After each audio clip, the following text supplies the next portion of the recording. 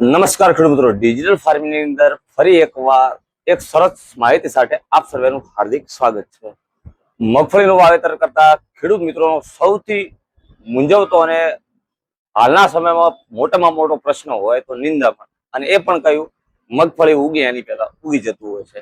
એના માટે કરીને આપણે બધા ટાટા કંપનીનું અથવા તો કોઈ અન્ય કંપનીનું પેન્ડીમિથેલિન 30% અથવા તો પેન્ડીમિથેલિન 38.7% દવાનો આપણે ઉપયોગ કરતા હોઈએ છીએ. પણ આપણને એક એવી માન્યતા છે કે ભાઈ દવા નાખો એટલે નિંદામણ બળી જાય. પણ હકીકતમાં આ દવાનું કામ શું છે, કઈ રીતે કરે છે અને કેવા નિંદામણ ઉપર કરે છે, તો આજે આપણે એની વાત કરશું. વિડીયો આખો જોજો. વિડીયો ગમે તો ફોલો કરજો અને બીજા ખેડૂત મિત્રો સુધી વિડીયોને શેર કરજો. પેન્ડીમિથેલિન 30% EC આનું કામ છે, તમે દવાનો છંટકાવ કરો છો ખેતરની અંદર એટલે એના ઉપર જમીન પેલા ભેજ હોય એટલે ઉપર એક ઇનવિઝિબલ કે અદ્રશ્ય પરત બનાવે છે દવા. હવે દવા પરત બનાવી દે છે અને નિંદામણ જ્યારે ઉગવાની શરૂઆત કરે છે, નિંદામણનું જે બીજ છે એ હાવ જમીનની ઉપરના ભાગમાં હોય છે, એટલે નિંદામણ જેવી ઉગવાની શરૂઆત કરે છે.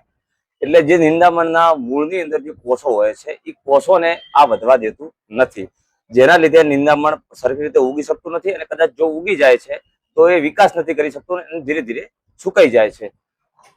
અને પછી આપણને એવો પ્રશ્ન થાય કે તો મગફળીની અંદર કેમ આ નુકસાન નથી કરતું?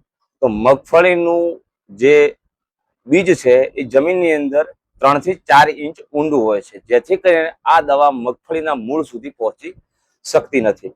એના લીધે મગફળીની અંદર કોઈ પણ પ્રકારની આડઅસર કરતું નથી, જેના લીધે મગફળી સરસ રીતે ઉગી શકે છે અને નિંદામણની અંદર આપણને 20 થી 25 દિવસ, વધુમાં વધુ 20 થી 25 દિવસ આપણને આ રિઝલ્ટ આપે છે. હવે કયા નિંદામણ ઉપર આરું આપણને રિઝલ્ટ આપે છે?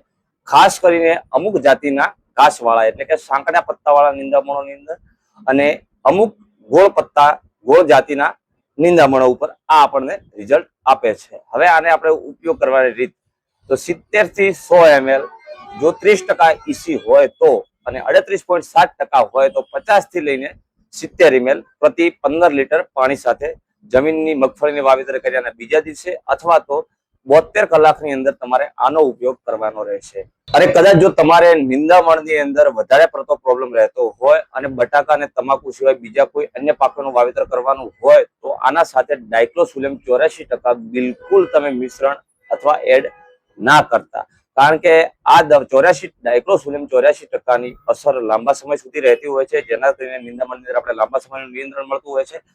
જો બટાકા અને તમાકુનું વાવેતર કરવાનું હોય તો તમે ડાયક્લોસુલેમ 84%ની અંદર એડ કરી શકો છો.